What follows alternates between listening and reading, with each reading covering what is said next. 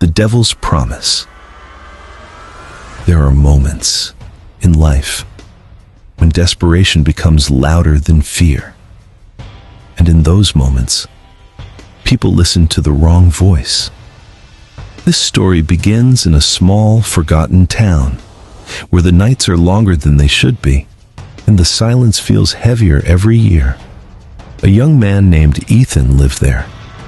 He was not evil, not cruel, just broken by life, debt, failure, and a future that felt like it was already over.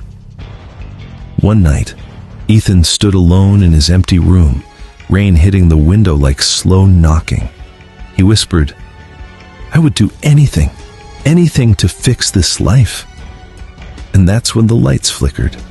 Once, then twice, and the room went cold. Not normal cold, but a presence cold. From the corner of the room, a voice appeared, soft, calm, almost polite. "You said anything?" Ethan turned slowly. Nothing was there.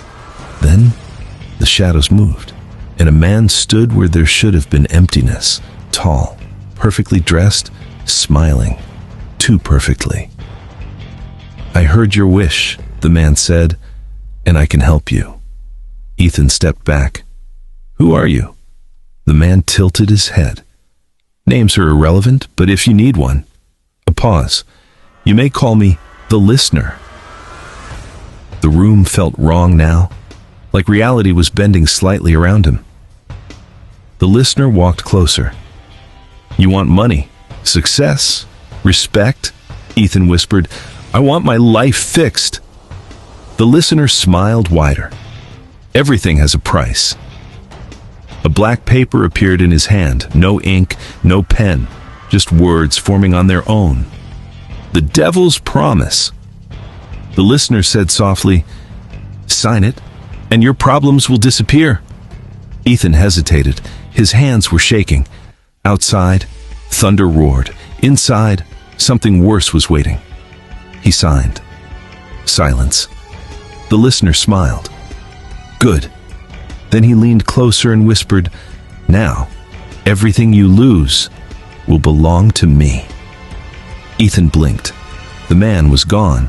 The paper vanished, and the room felt normal again. The next morning, Ethan woke up to something impossible. His bank account was full. Debt gone.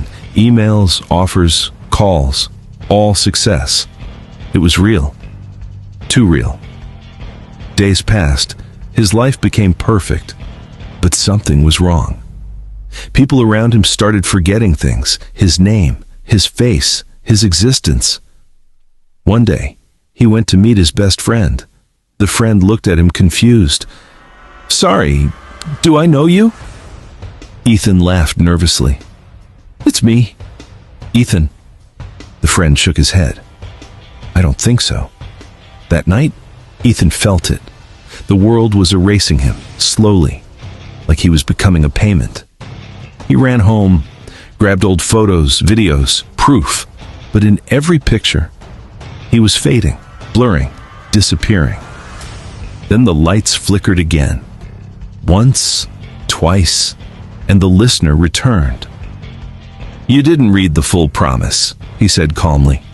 Ethan shouted, "Take it back! I don't want this!" The listener smiled softly. "Too late."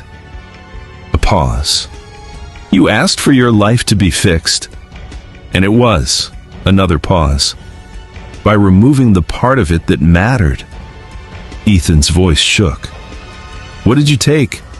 The listener leaned closer. "Everything that made you real to others." Ethan froze, outside the window. No one was walking by his house, no sound, no presence, as if the world had forgotten his address. The listener turned to leave. Before disappearing, he said, "Humans always read promises, but never the consequences." Ethan screamed, "Bring me back." Silence. He was alone again, but not fully, because now, even his own reflection in the mirror was fading. Days later, A house stood empty on the edge of town. No owner, no records, no memory.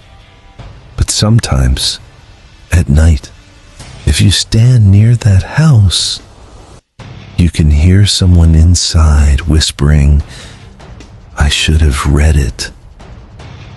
And somewhere far beyond the silence, the listener smiles again, waiting for the next promise.